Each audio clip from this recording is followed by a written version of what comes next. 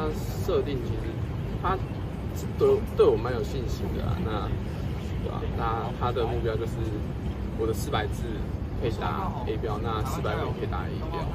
那这些的话，我大专杯的话就尽力去挑战。回来之后，因为之前就有在他一直会意外的不过好像有点算一下，有点不刚确定到说，还有好像还是没听到。如果聊一下你跟布鲁斯就是他是怎么样带你？比较凶的方式，比较像慈母的方式。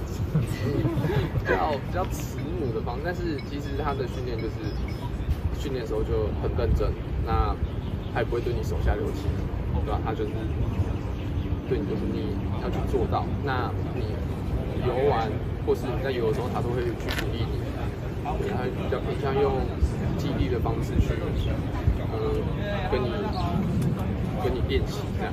那练习完，那他也不会去说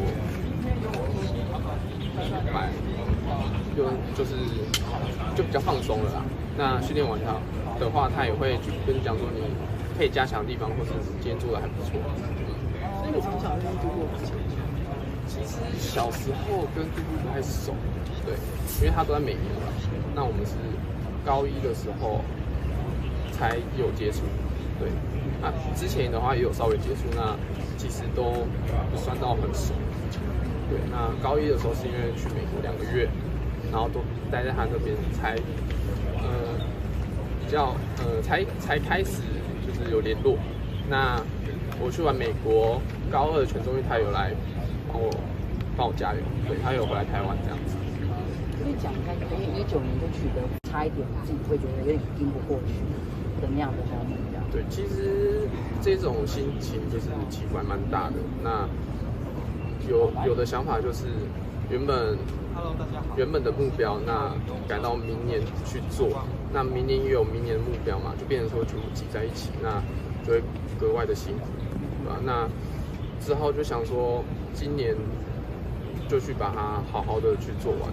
那说不定今年做完可以稍微放松一下，就这样去想。先想象说，因为你拿手的混合的部分在就是转换上好像会有一点小状况嘛，对，所以现在在比如说仰式要转的那些拉伸，蝶式转仰式，对，可能在这个转换部分，现在这边也是 OK 的。现在我觉得比之前还好一点，那可能还不太够，我觉得，因为这几天那个什么日本那边有在比那个什么选拔赛，那我有去看一下，发现其实差距还是有的，我还可以再更进一步。